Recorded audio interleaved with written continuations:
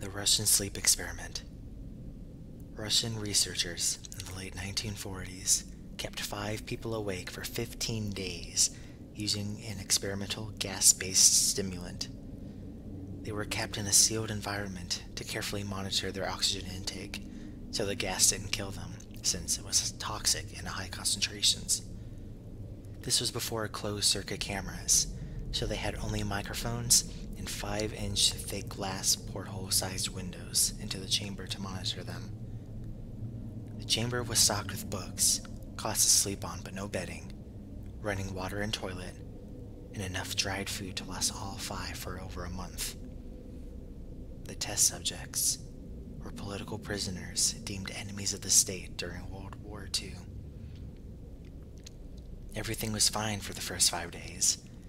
The subjects hardly complained, having been promised falsely that they would be freed if they submitted to the test and did not sleep for 30 days. Their conversations and activities were monitored, and it was noted that they continued to talk about increasingly traumatic incidents in their past, and the general tone of their conversations took on a darker aspect after the 4-day mark. After 5 days, they started to complain about the circumstances and events that led them to where they were, and started to demonstrate severe paranoia. They stopped talking to each other and began alternately whispering to the microphones in one-way mirrored portholes. Oddly, they all seemed to think that they could win the trust of the experimenters by turning over their comrades, the other subjects in captivity, with them. At first, the researchers suspected this was an effect of the gas itself. After 9 days, the first of them started screaming. He ran the length of the chamber repeatedly, yelling at the top of his lungs for 3 hours straight. He continued attempting to scream, but was only able to produce occasional squeaks. The researchers postulated that he had physically torn his vocal cords.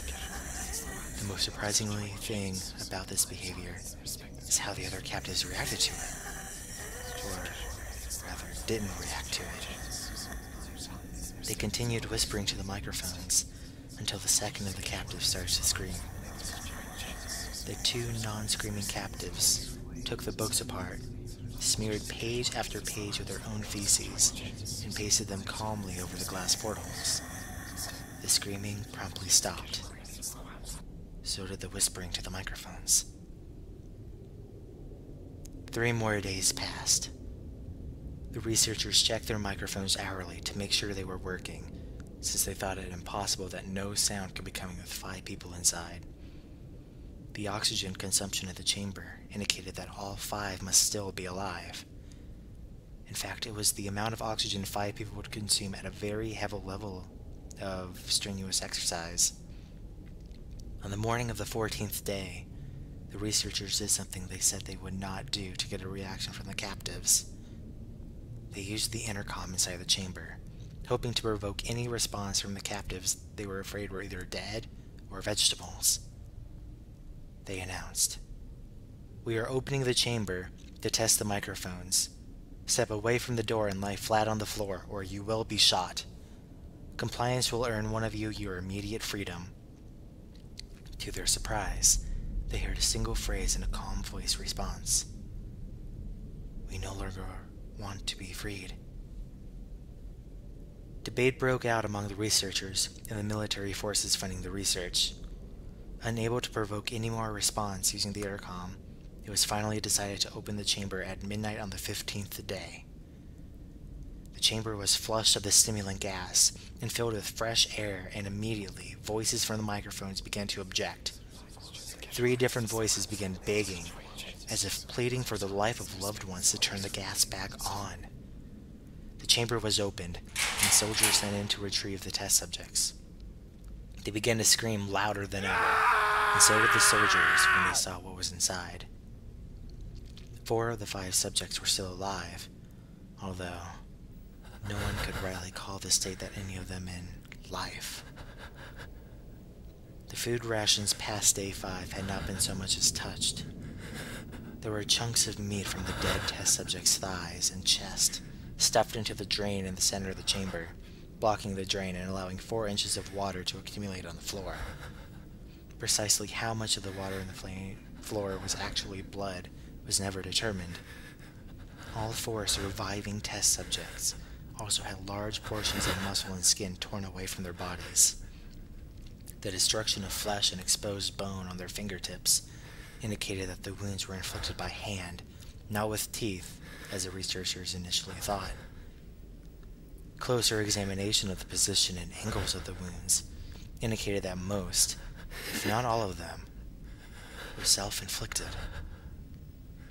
The abdominal organs below the ribcage of all 4 test subjects had been removed, while the heart, lungs, and diaphragm remained in place. The skin and most of the muscles attached to the ribs had been ripped off, exposing the lungs through the ribcage. All the blood vessels and organs remained intact. They had just been taken out and laid on the floor, fanning out around the eviscerated but still living bodies of the subjects. The digestive tract of all 4 could be seen to be working, digesting food. It quickly became apparent that what they were digesting was their own flesh that they had ripped off and eaten over the course of days. Most of the soldiers were Russian special operatives at the facility, but still many refused to return to the chamber to remove the test subjects. They continued to scream to be left in the chamber, and alternately begged and demanded that the gas be turned back on, lest they fall asleep. To everyone's surprise, the test subjects put up a fierce fight in the process of being removed from the chamber. One of the Russian soldiers died from having his throat ripped out. Another was gravely injured by having his testicles ripped off and an artery in his leg severed by one of the subject's teeth. Another 5 of the soldiers lost their lives, if you count ones that committed suicide in the weeks following the incident. In the struggle, one of the 4 living subjects had his spleen ruptured, and he bled out almost immediately. The medical researchers attempted to sedate him, but this proved impossible. He was injected with more than 10 times the human dose of a morphine derivative, and still fought like a cornered animal, breaking the ribs and arms of one doctor. When heart was seen to beat for a full 2 minutes after he had bled out, to the point where there was more air in the vascular system than blood. Even after it stopped, he continued to scream and flail for another 3 minutes, struggling to attack anyone in reach, and just repeating the word, "more," over and over, weaker and weaker, until he finally fell silent. The surviving 3 test subjects were heavily restrained and moved to a medical facility, the 2 with intact vocal cords continuously begging for the gas demanding to be kept on. The most injured of the 3 was taken to the only surgical operating room that the facility had. In the process of preparing the subject to have his organs placed back within his body, it was found that he was effectively immune to the sedative they had given him to prepare him for the surgery. He fought furiously against his restraints when the anesthetic gas was brought out to put him under. He managed to tear most of the way through a 4-inch wide leather strap on one wrist, even though the weight of a 200-pound soldier holding that wrist was well. It took only a little more anesthetic than normal to put him under, and the instant his eyelids fluttered and closed, his heart stopped. In the autopsy of the test subject that died on the operating table, it was found that his blood had tripled the normal level of oxygen. His muscles that were still attached to his skeleton were badly torn, and he had broken 9 bones in his struggle to not be subdued. Most of them were from the force his own muscles had exerted on them. The second survivor had been the first of the group of 5 to start screaming. His vocal cords destroyed, he was unable to beg or object to surgery, and he only reacted by shaking his head violently in disapproval when the anesthetic gas was brought near him. He shook his head yes when someone suggested, reluctantly, they try the surgery without anesthetic, and did not react for the entire 6-hour procedure of replacing his abdominal organs and attempting to cover them with what had remained of his skin. The surgeon presiding stated repeatedly that it should be medically possible for the patient to still be alive. One terrified nurse assisting the surgery stated that she had seen the patient's mouth curl into a smile several times whenever his eyes met hers. When the surgery ended, the subject looked at the surgeon and began to wheeze loudly, attempting to talk while struggling. Assuming this must be something of drastic importance, the surgeon had a pen and pad fetched so the patient could write his message. It was simple. Keep cutting. The other 2 test subjects were given the same surgery, both without anesthetic as well. Although they had to be injected with a paralytic for the duration of the operation. The surgeon found it impossible to perform the operation while the patients laughed continuously. Once paralyzed, the subjects could only follow the attending researchers with their eyes. The paralytic cleared their system in an abnormally short period of time. They were soon trying to escape their bonds. The moment they could speak, they were again asking for the stimulant gas. The researchers tried asking why they had injured themselves, why they had ripped out their own guts, and why they wanted to be given the gas again. Only one response was given. I must remain awake. All 3 subjects' restraints were reinforced, and they were placed back into the chamber awaiting determination as to what should be done with them. The researchers, facing the wrath of their military benefactors for having failed the stated goals of their project, considered euthanizing the surviving subjects. The commanding officer, an ex-KGB, instead saw potential and wanted to see what would happen if they were put back on the gas. The researchers strongly objected, but were overruled. In preparation for being sealed in the chamber again, the subjects were connected to an EEG monitor and had their restraints padded for long-term confinement. To everyone's surprise, all 3 stopped struggling the moment it was let slip that they were going back on the gas. It was obvious that at this point, all 3 were putting up a great struggle to stay awake. One of the subjects that could speak was humming loudly and continuously. The mute subject was straining his legs against the leather bonds with all his might. First left, then right, then left again for something to focus on. The remaining subject was holding his head off his pillow and blinking rapidly. Having been the first to be wired for EEG, most of the researchers were monitoring his brainwaves in surprise.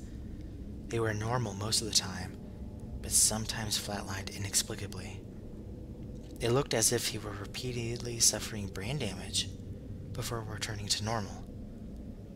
As they focused on papers scrolling out of the brainwave monitor, only one nurse saw his eyes slip shut at the same moment his head hit the pillow. His brainwaves immediately changed to that of deep sleep, then flatlined for the last time as his heart simultaneously stopped.